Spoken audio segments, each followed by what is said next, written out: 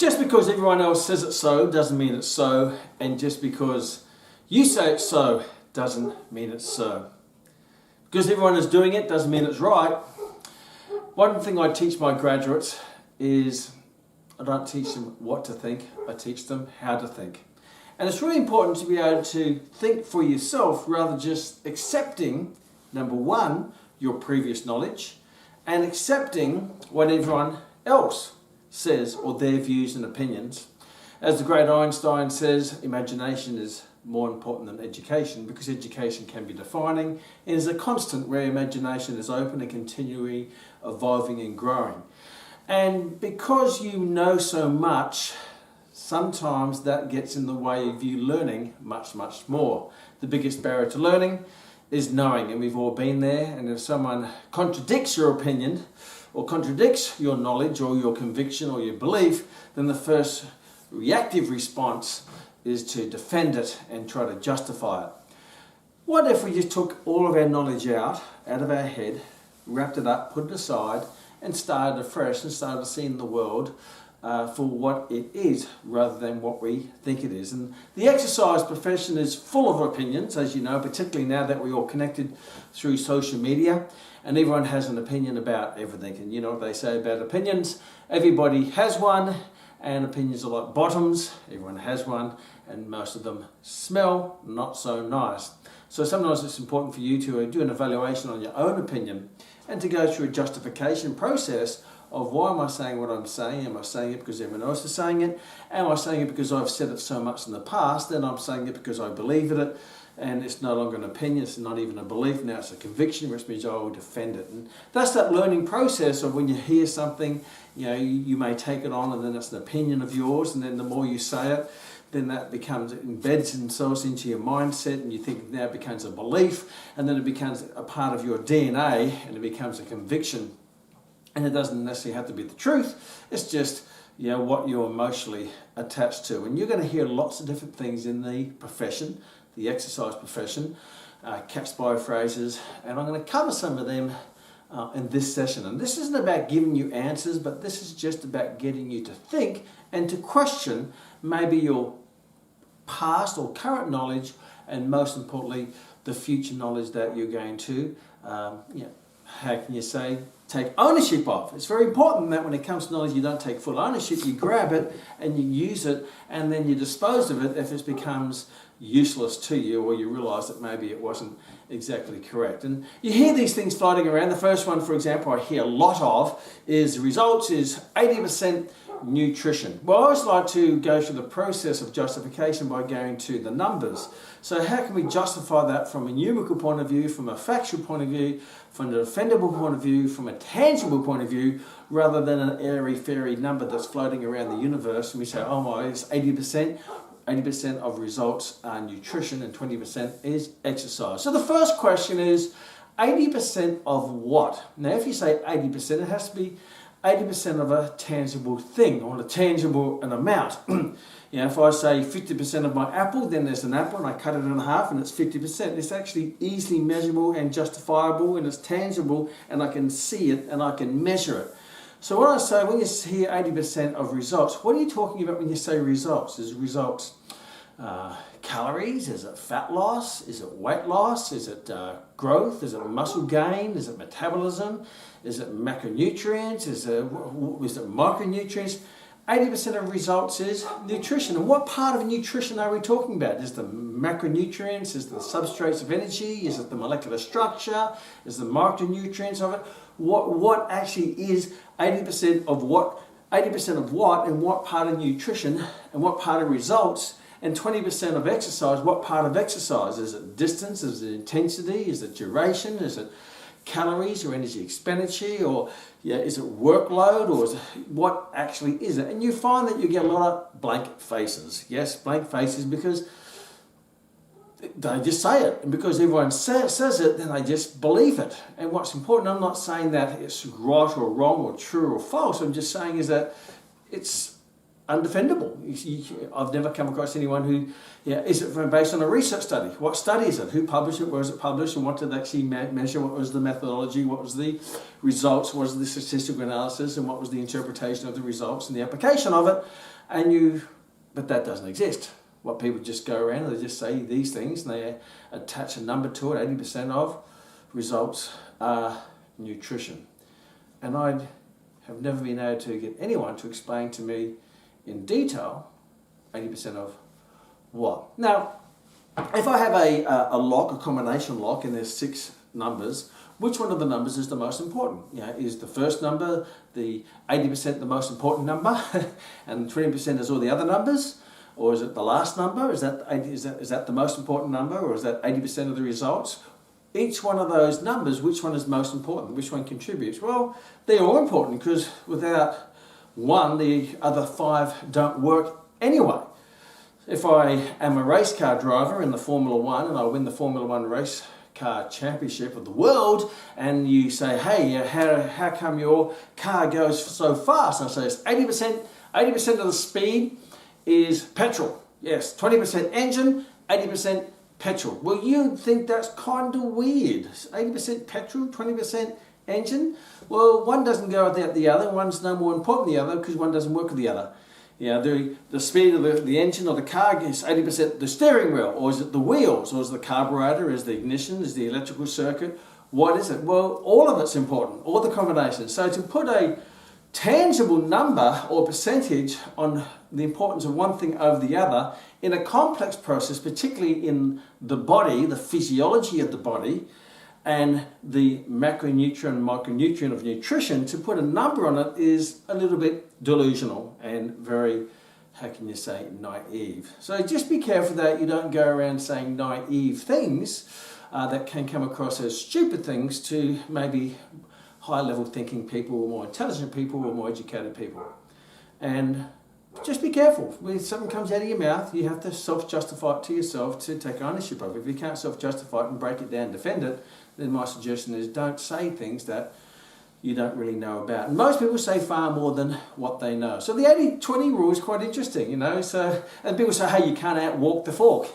Well, you probably can't. If you go and walk 3 kilometres and eat 5 kilometres, then that's 2 kilometres of energy is going to be stored in your body. Well, if you walk 3 kilometres and you only eat 2 kilometres, then yes, you can outwalk the fork. So it depends on the size of the fork, then that's going to determine the result. So be careful that you don't blame the walk, or you don't blame the fork, where it's actually a combination of the two. The walk and the fork means the food in and the energy out. And go by the laws of physics, energy in, energy out. Is there a surplus? You're going to probably put on weight. If there's a deficit, you're going to probably lose weight. I'm not going to go details into that, but make sure you understand your fundamentals of physics and chemistry, and you understand your of metabolism and physiology and functional anatomy. And then if you understand that, then you're not going to just go and grab these catch-by phrases around the profession and start to say things that don't always make sense or cannot be proven. I remember being in a chat, and Rory was listening to one of this gentleman saying, this is a great exercise, it works more of the core. And she says, which muscles of the core and how much more? And the person had a blank face. He just said it works more of the core.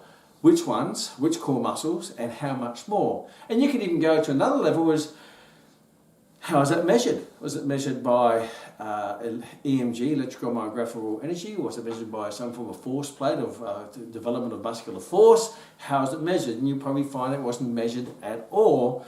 It was just one of those things that people say, I think this is a better exercise, so must be work more of the core. And if you ask them what are the muscles of the core, name 7 of the muscles of the core, their origins and their assertions, their function, their action, and you get even a deeper, blanker face, let alone saying how is it measured, what is the tangible measurement? Was the EMG readings, was it the development of muscular force, was that done on a force plate, and how was that actually analysed, and how is it processed? But people will just say these things without actually thinking about it or justifying it, because they sound reasonable in their mind, but they're not actually justifying it to defend it, to be confident in saying it.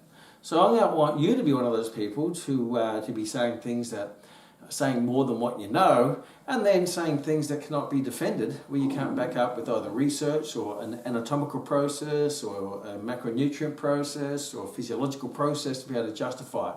People say things, most important meal of the day is breakfast. Oh yes, breakfast. Why? How is that measured? How do you measure the importance? Is it metabolism, energy expenditure? Is it macronutrients, micronutrients? Is it health? Is it fighting against disease? How is that the most important meal? And why is it the most important? Why is it more important than any other meal during the day, based on where the sun is in relationship to the earth? You know, is the most important time to put petrol in my car in the morning? Is that the most important time? Does it really matter if I put petrol in my car in the morning, in the evening, in the middle of the day, at night time, midnight? Does it really matter? As long as the engine is burning, and same with the body. The body's functioning and burning, and when you put fuel in it, ideally you put fuel in it when you need it, not in a particular time of the day is more important than others. Particularly if I filled my tank of petrol up the night before, do I get up in the morning and race down to the petrol station to put more fuel in it, because the most important time of the day to put fuel in it is during breakfast? Well, that doesn't make any common sense, let alone physiological sense whatsoever. So you hear these things where you should snack on exercise, you should snack on fuel, you should snack on food throughout the day. So, you know, should I put little bits of petrol in my car throughout the day to make it function, or can I just fill it up in the morning and I'll be fine? And my little beautiful dog agrees, he's going, yes, yes, yes. Does it really matter? And you find that if you go down to the research, then it probably doesn't. But people will swear by the most important meal of the day is breakfast. And if you're going to have, don't eat carbs. Carbs are really fattening. Well, what part of carbs are actually fattening? How can we justify that? What is in the molecular structure of a carbohydrate? And if you know anything about chemistry, then carbohydrate and fats are made up of predominantly the same building blocks of carbon, hydrogen, atoms, and oxygen. They're just arranged in a different way. Fat is already in the molecular structure of fat and has twice the calories of carbon dioxide, carbohydrate. So, you know, first of all, it has twice the energy. So you're saying a macronutrient is more fattening than fat, but it's not fat and it has half the amount of calories. First of all, that doesn't make a lot of sense. And then it's also a completely different molecular structure. At least fat is in the same molecular structure, therefore will be stored as fat. But the carbohydrate has to be remanufactured, broken apart, rebuilt together into a fat molecule to be stored. And that process of converting carbohydrate into fat is a process called de novo lipogenesis. It's interesting, if I eat fat, it goes into the bloodstream and I either burn it straight away or I store it as fat. Carbohydrate on the other side, I eat it, then it will either be used as energy, and it's a preferred source of energy for most because it's easy to burn. And then if I don't burn it, then I will store it, but it doesn't get stored in the fat cells, it gets stored as glycogen. So it goes from carbohydrate to glucose in the blood and gets stored as glycogen, and I can store just under 0.5 kilogram of glycogen. So if I eat carbohydrate, it actually gets burnt or stored. Now, if I eat more than what I can store on a regular basis, then I do have the potential for the body to have an excess carbohydrate or glucose floating around my bloodstream, or what we call blood sugars. Then they will break them apart and rebuild them and store them as fat, and that process is called de novo lipogenesis, which is a complex biochemical process to occur and actually spends energy doing it. So is carbohydrate more fattening than fat? Well, everything you eat beyond what you need is going to eventually be stored as fat. But to say carbohydrate stores as fat faster than fat stores as fat, that's an interesting concept to even start to think about. Particularly when it's carbohydrate, different molecular structure, less energy, has to go through more processes, and when it does go through that process, it's a complex process and expends energy in the process of it. But because the catchphrase now is carbs are bad, well, we've survived many, many thousands and thousands of years up until now. In my life, in the 60s and 70s and 80s, we all ate carb, but we weren't fat, and all of a sudden, for some reason, I didn't know the molecular structure had changed. No, it's the same. Yes, we're just probably eating more of it. And if we're eating more carbohydrate in our food, we're probably also eating more fat. Yes, just go down to any food court and have a look at what people are eating. And yes, they're having lots of chips, which is carbohydrate, but they're deep fried with fat. And they may have corn, they may be having corn chips and with sour cream and all that on it. So yes, it's corn, but it's deep fried with fat and covered with sour cream and so on. So if you just have a look at the other macronutrients in their meal, yes, carbohydrates there, but they're probably having a lot of fat as well. So if we, again, people will say these things that this is the best exercise. This is the best leg exercise. Well, why is it the best, and how is that actually measured? And what is it the best for? Is it best for function? Is it best for muscular activities through readings of EMG readings? Is it best exercise for generation of force, or the rate of force development? Is that measured on a force plate? Is it best for, what is it best for? Is it best for that specific sport that you're training for? But people just say it's the best. This is the best way to do it. This is the only way to do it. That's bad. This is good. This is best. This is not so good. But when you dig down to it and you go down to layers and you get them or yourself to self-justify, and when I say self-justify, it can't be airy-fairy. It has to be tangible, measurable ways to justify it, through whether it be macronutrients or energy expenditure in the form of calories, or work through watts or kilojoules or kilopons, or whether it be in weight in kilograms, or whether it be in electrical activity such EMG readings or rate of force development and watts. You have to be able to justify it, not just throw these little catchphrases out there and try to say you're an expert because you've just memorized a whole lot of motivational catchphrases, but you can't go to a deeper level to justify it, not necessarily for everyone else, but for yourself, if you're going to call yourself an exercise professional. Because if you're an exercise professional, you should be able to justify everything you say. And if you can't justify it, then you're going to be walking on thin ice until someone comes and asks you that question. Well, what does that mean, and how does that work? Or why does that work, and how does it work, and why does it work? Well, one of my graduates would give me one exercise. This is great for the core muscles. I said, which ones? And the only thing he could say is abs. I said, I'm sure there's more than just abs, and abs in itself isn't quite necessarily an anatomically correct term for the rectus abdominis, not to mention all the other people call core exercises, such as the internal external oblique, the transverse abdominis, and the multifidus, the erector spinae, quadratus lumborum, and all those extra muscles around there. So if you're going to say something, make sure you don't say more than what you know, and learn to think for yourself and question everything. Seek the knowledge, so at least you know that when you're giving professional advice, it is professional advice based and backed up by research, anatomy, physiology, chemistry, whatever it might be. So see you in the next Kmax. Ciao.